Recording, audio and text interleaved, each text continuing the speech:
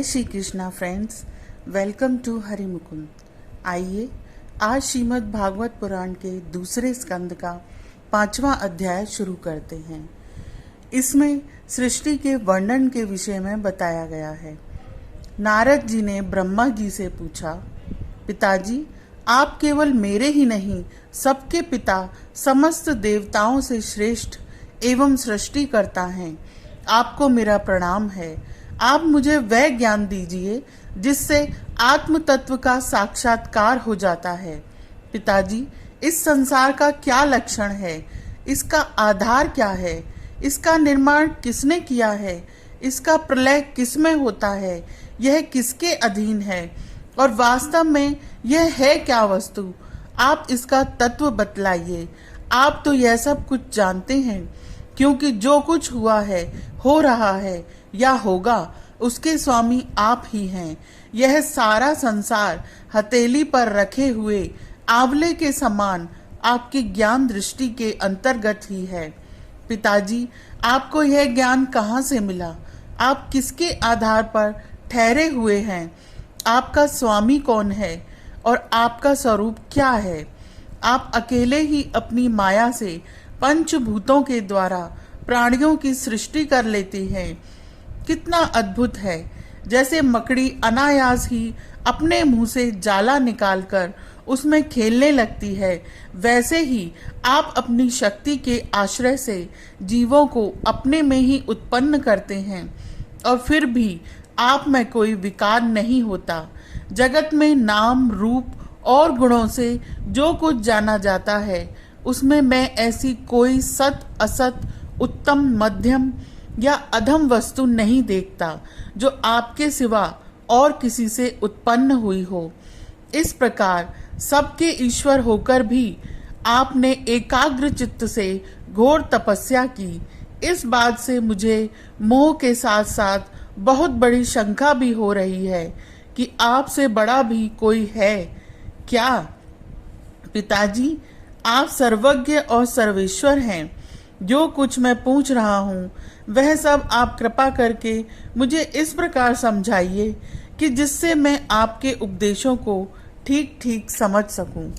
ब्रह्मा जी ने कहा, बेटा नारद, तुमने जीवों के प्रति करुणा के भाव से भरकर यह बहुत ही सुंदर प्रश्न किया है, क्योंकि इससे भगवान के गुणों का वर्णन करने की प्रेरणा मुझे प्राप्त हुई है। तुमने मेरे विषय में जो कुछ कहा है, तुम्हारा वह कथन भी असत्य नहीं है, क्योंकि जब तक मुझसे परे का तत्व और स्वयं भगवान ही हैं जान नहीं लिया जाता, तब तक मेरा ऐसा ही प्रभाव प्रतीत होता है। जैसे सूर्य, अग्नि, चंद्रमा, ग्रह, नक्षत्र और तारे उन्हीं के प्रकाश से प्रकाशित होकर जगत में प्रकाश फैलाते हैं, वैसे ही मैं भी उन्हीं स्वयं प्रकाश भगवान के चिन्मय प्रकाश से प्रकाशित होकर संसार को प्रकाशित कर रहा हूँ। उन भगवान वासुदेव की मैं वंदना करता हूँ और ध्यान भी, जिनकी दुर्जय माया से मोहित होकर लोग मुझे जगत गुरु कहते हैं। यह माया तो उनकी आंखों के सामने ठहरती ही नहीं, झेप कर दूर से ही भाग जाती है, परंतु संसार के अज्ञानी जन उसी से मोहित होकर यह मैं हूँ, यह मेरा है, इस प्रकार बोलते रहते हैं। भगवत स्वरूप नारद, द्रव्य, कर्म, काल, स्वभाव और जीव वास्तव में भगवान से भिन्न दूसरी कोई भी वस्तु नहीं है। वेद नारायण के परायण है, देवता भी नारायण के ही अंगों में कल्पित हुए हैं, और समस्त यज्ञ भी नारायण की प्रसन्नता के लिए ही हैं, तथा उनसे जिन लोकों की प्राप्ति हुई है वे भी नारायण में ही कल्पित हैं। सब प्रकार के योग भी नारायण की प्राप्ति के ही हेतु हैं। सारी तपस्याएं नारायण की ओर ही ले जाने वाली हैं। ज्ञान के द्वारा भी नारायण ही जाने जाते हैं। समस्त साध्य और साधनों का पर्यवसान भगवान नारायण में ही है। वे दृष्टा होने पर भी ईश्वर हैं, स्वामी हैं, निर्विकार होने पर भी सर्वस्वरूप हैं। उन्होंने ही मुझे बनाया है। और उनकी दृष्टि से ही प्रेरित होकर मैं उनकी इच्छा अनुसार सृष्टि की रचना करता हूँ।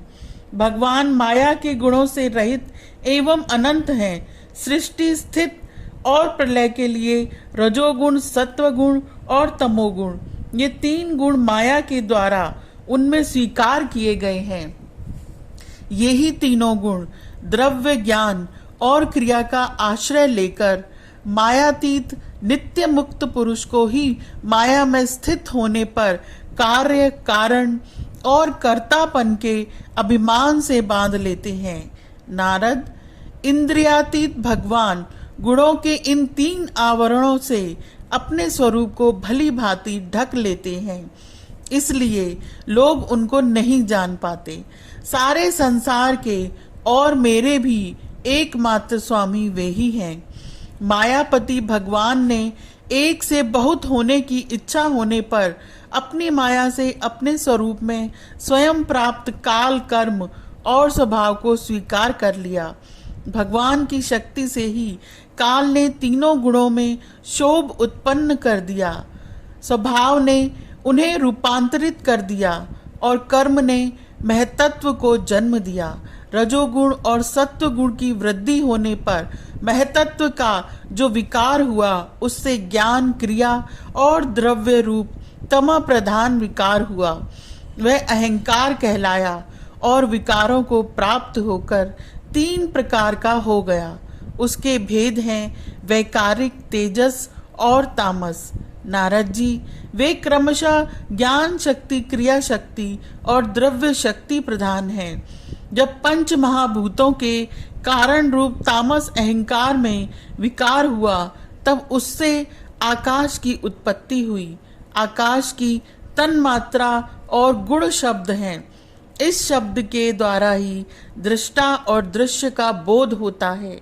जब आकाश में विकार हुआ, तब उससे वायु की उत्पत्ति हुई। उसका गुण स्पर्श है। अपने कारण का गुण आ जाने से यह शब्दावला भी है। इंद्रियों में स्फूर्ति, शरीर में जीवनी शक्ति, ओज और बल इसके रूप हैं। काल, कर्म और स्वभाव से वायु में भी विकार हुआ, उससे तेज की उत्पत्ति हुई। इसका प्रधान गुण रूप है। साथ ही इसके कारण आकाश और वायु के गुण शब्द एवं स्पर्श भी इसमें हैं। तेज के विकार से जल की उत्पत्ति हुई। इसका गुण है रस। कारण तत्वों के गुण, शब्द, स्पर्श और रूप भी इसमें हैं। जल के विकार से पृथ्वी की उत्पत्ति हुई। इसका गुण है गंध। कारण के गुण कार्य में आते हैं। इस न्याय से शब्द, स्पर्श, रूप और रस, ये चारों गुण भी इसमें विद्यमान हैं। वैकारिक अहंकार से मन की और इंद्रियों के 10 अधिष्ठात देवताओं की भी उत्पत्ति हुई। उनके नाम हैं दिशा, वायु, सूर्य, वरुण, अश्विनी कुमार, अग्नि, इंद्र, विष्णु, मित्र और प्रजापति। तेजस अहंकार के विकार से श्रोत्र, त्वचा, नेत्र, जिह्वा और घ्राण, ये 5 ज्ञानेन्द्रियां एवं वाक, हस्त, पाद, गुदा और जननेन्द्रियां, ये 5 कर्मेंद्रियां उत्पन्न हुई। साथ ही ज्ञान शक्ति रूप बुद्धि और क्रिया शक्ति रूप प्राण भी तेजस अहंकार से ही उत्पन्न हुए। श्रेष्ठ ब्रह्मविद, जिस समय ये पंचभूत इंद्रिय, मन और सत्व आदि तीनों गुण परस्पर संगठित नहीं थे, तब अपने रहने के लिए भोगों के साधन रूप शरीर की रचना नहीं कर सके। जब भगवान ने इन्हें अपनी शक्ति से प्रेरित किया, तब वे तत्व परस्पर एक दूसरे के साथ मिल गए और उन्होंने आपस में कार्य कारण भाव स्वीकार करके व्यष्टि समष्टि रूप पिंड और ब्रह्मांड दोनों की रचना करी। वह ब्रह्मांड स्वरूप अंडा 1 सहस्त्र वर्ष तक निर्जीव रूप से जल में पड़ा रहा। फिर काल, कर्म और स्वभाव को स्वीकार करने वाले भगवान ने उसे जीवित कर दिया। उस अंडे को फोड़कर उसमें से वही विराट पुरुष निकला, जिसकी जंघा, चरण, भुजाएं, नेत्र, मुख और सिर सहस्त्रों की संख्या में है। विद्वान पुरुष उसी के अंगों में समस्त लोग और उनमें रहने वाली वस्तुओं की कल्पना करते हैं। उसकी कमर से नीचे के अंगों में सातों पाताल की और उसके पेड़ू से ऊपर के अंगों में सातों स्वर्ग की कल्पना की जाती है। ब्राह्मण इस विराट पुरुष का मुख है, भुजाएं क्षत्रिय हैं, जंघों से वैश्य और पैरों से शूद्र उत्पन्न हुए हैं। पैरों से लेकर कटी पर्यंत सातों पाताल तथा भूलोक की कल्पना की गई है। नाभि में भुवर लोक की, हृदय में स्वर लोक की और परमात्मा के वक्षस्थल में महर लोक की कल्पना की गई है। उसके गले में जन लोक, दोनों स्तनों में तपोलोक और मस्तक में ब्रह्मा का नित्य निवास स्थान सत्यलोक है। उस विराट पुरुष की कमर में अतल, जांघों में वितल, घुटनों में पवित्र सुतल लोक और जंघाओं में तलातल की कल्पना की गई है। एड़ी के ऊपर की गांठों में महातल, पंजे और एड़ियों में रसातल और तलुओं में पाताल समझना चाहिए। इस प्रकार विराट पुरुष सर्वलोकमय है।